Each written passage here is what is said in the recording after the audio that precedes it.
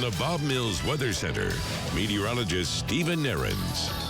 Sunshine for our midday hours of our Monday. As I mentioned earlier, some folks had some pretty thick fog coming off those lakes early this morning. It is now since pretty much dissipated. Still some clouds rolling through. As we look from Jinx, we're sitting in the low 40s. Winds are calm. There is no air movement out there today, and that will change a little bit as the system moves in tomorrow.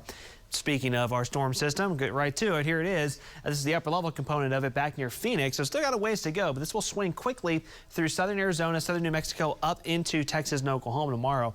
The track it is on, the upper level component of this system, is a pretty favorable one for accumulating snow and heavy snow, especially south and east of the I-44 corridor. When these upper level lows kind of swing up out of Texas, right up on the Red River and lift to the north and east, that's a good track for them to be on to pull in a good amount of moisture and to produce some heavy snow. But it also means there's a sharp cutoff on kind of the north end of the system where the heaviest snows will start to taper off. So this thinking really hasn't changed from what we've thought over the past couple of days, and that kind of lines up where the winter storm watch is. I showed you that a while ago. As far as the heavier snow is kind of along the I-40 corridor, maybe just south of I-40, and then up into southeastern and far eastern Oklahoma tomorrow and tomorrow night. Lighter snows to the north and east. There are some limiting factors as far as snow accumulation, especially on the road. And that's because surface temperatures, air temperatures, are going to hold near or even above 32 degrees for a lot of this event. It may be 33 to 34 degrees. That would limit some of the accumulation. Ground temperatures are also relatively warm,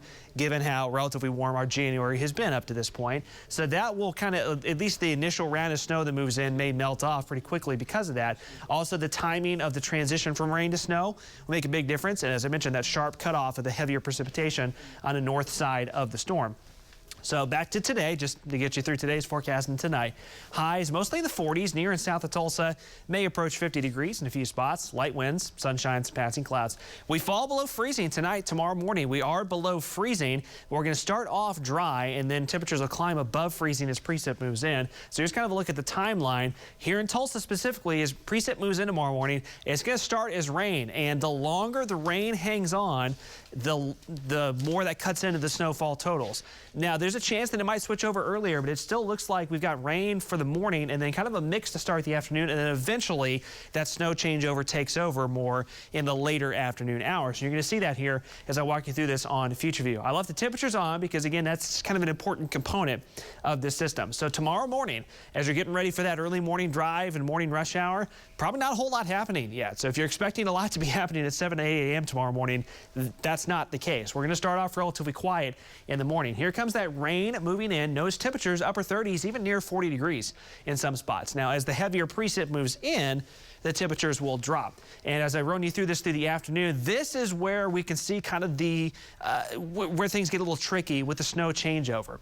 Where the heaviest precip is falling, which looks to be just south and east of Tulsa, the snow changeover likely happens a little bit quicker. But notice even around Tulsa, 3 to 4 o'clock tomorrow afternoon, we still got areas that are still potentially seeing rain.